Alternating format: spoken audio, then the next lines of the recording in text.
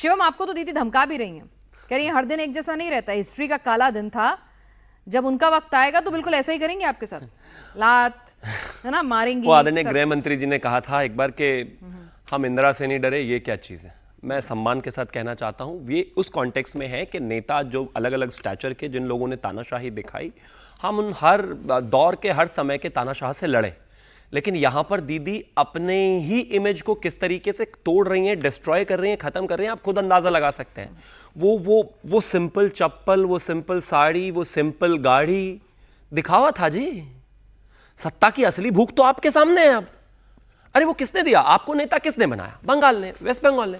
आपको मुख्यमंत्री किसने बनाया? वेस्ट बंगाल ने। आपको यहां तक 15 साल तक किसने रखा? एक आम बंगाली ने।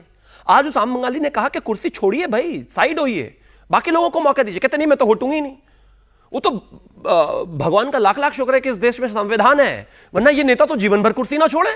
हराने के बाद मतलब पूरी दुनिया के सामने जहां हजारों मीडिया हाउसेज हैं, हर जगह सीसीटीवी कैमराज हैं, स्थिति ये है, सब कुछ जनता देख रही है और जनता के हाथ में ही इलेक्ट और रिजेक्ट करने की पावर है।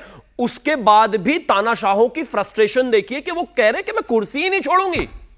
वो तो ये हाल है। तो यानी कि कुल मिलाकर मामला ये हुआ कि वो तो जो आम आदमी की जो छवि बनाने की कोशिश थी, कहीं नहीं है भैया। वो तो कूट कूट कर इतनी सत्ता का, सेंट्रलाइजेशन का वो बना हुआ है जिसकी कोई हद नहीं है। मैं सिर्फ एक चीज कहना चाहता हूं, नेता जनता की वोट से है, वरना उसका कोई रेलेवेंस नहीं, उसका कोई लेना देना नहीं। अगर तो बंगाल ने कहा मुख्यमंत्री बनना है तो आप बनी, बंगाल ने 15 साल तक रखा, बंगाल कहता है कि आपको हटना है तो आपको हटना है। आप कितना भी परेशान रहिए, आप ममता बनर्जी हैं क्योंकि बंगालियों ने आपको मुख्यमंत्री ममता बनर्जी बनाया, इसके अलावा कुछ भी नहीं। ठीक है, लेकिन इनका कुर्सी से हटने का मन नहीं है। वो कह रही है मैं कुर्सी नहीं छोड़ूंगी, मैं इस्तीफा नहीं दूंगी।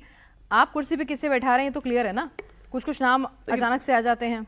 देखिए, मैं तो भारतीय जनता पार्टी का एक छोटा सा कार्यकर्ता हूं और मुझे लगता है आप अपनी पार्टी को रिप्रेजेंट कर रहे हैं। मुझे लगता है कि मुझे तो इस बात का अख्तियार ही नहीं कौन किसको कहां बिठा रहा है, लेकिन इतना तय है कि सर्वसम्मति से जो भी विधायक दल का नेता चुना जाएगा वही बंगाल का मुख्यमंत्री होंगे, बंगाली होंगे, ये तय है, दैट्स इट। और मैं तो ये कहता हूं कि इस बंगाल को बहुत बहुत शुभकामनाएं। जिस तरीके की शानदार और खूबसूरत वीडियो आ रही हैं, जिस तरीके से लोग खुलकर जश्न मना पा रहे हैं, जिस तरीके से सारी विचारधाराओं को लेकर आगे बढ़ा जा रहा है, और जिस तरीके से एक और अच्छी चीज़ ये है कि कोई ऐसा मारपीट और ये दंगा उस तरीके की चीज़ें नहीं आ रही हैं। बहुत बहुत शुभकामनाएं बंगाल को।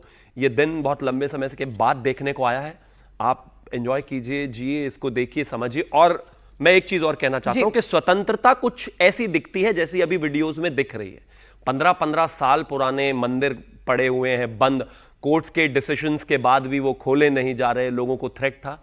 स्वतंत्रता ऐसी दिखती है और इसी वजह से ये भारत है, और इसी वजह से इस तरह की धरती को ऐसे प्रणाम करना होता है। मैं कहता हूं बेहद शानदार। सबको बहुत बहुत शुभकामनाएं।